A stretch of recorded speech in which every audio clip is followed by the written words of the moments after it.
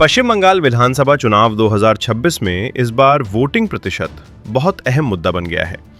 इसी के आधार पर सत्ताधारी तृणमूल कांग्रेस और भारतीय जनता पार्टी अपनी अपनी जीत की संभावना का आकलन कर रही हैं।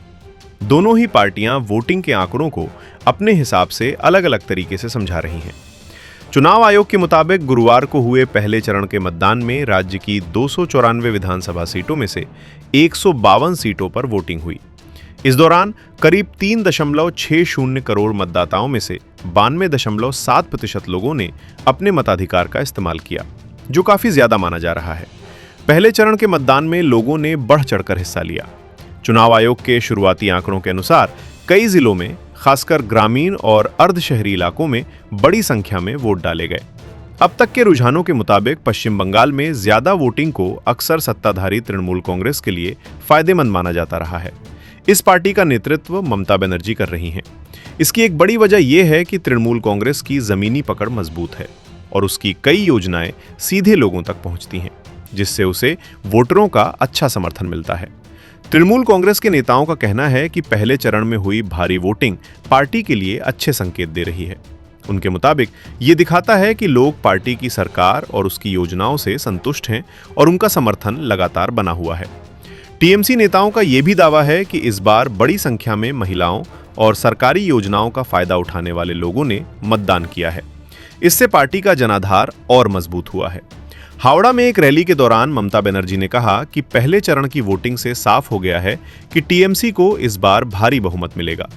उन्होंने कहा कि अलीपुरद्वार, कूच बिहार, उत्तर दिनाजपुर, मालदा और मुर्शिदाबाद जैसे इलाकों में भारतीय जनता पार्टी का खाता भी नहीं खुलेगा। ममता बनर्जी ने यह भी कहा कि करीब 93% वोटिंग होना इस बात का संकेत है कि लोग मतदाता सूची के एसआईआर के खिलाफ अपना गुस्सा दिखा रहे हैं।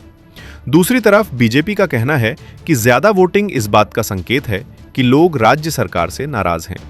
पार्टी का मानना है कि खासकर शहरी इलाकों और बांग्लादेश सीमा से जुड़े जिलों में अधिक मतदान होने से उसके उम्मीदवारों को फायदा मिल सकता है।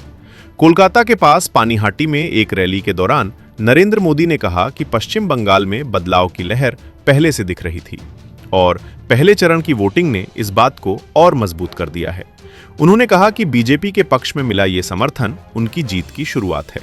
वहीं राजनीतिक जानकारों का मानना है कि सिर्फ ज्यादा वोटिंग से नतीजे तय नहीं होते।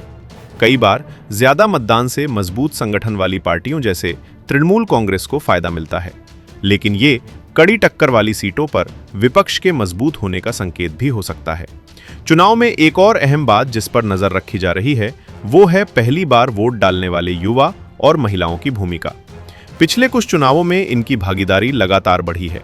खासकर कड़ी टक्कर वाली सीटों पर इनके वोट किसी भी पार्टी की जीत हार तय कर सकते हैं। राज्य में दूसरे चरण का मतदान 29 मई को होगा। वहीं 4 मई को वोटों की गिनती की जाएगी, जिसके बाद नतीजे सामने आएंगे। फिलहाल सिर्फ वोटिंग प्रतिशत के आधार पर यह कहना मुश्किल है कि कौन जीतेगा, लेकिन इतना तय है कि इससे तृणमूल कांग्रेस और भारतीय जनता पार्टी के बीच मुकाबला और भी दिलचस्प और तेज हो गया है।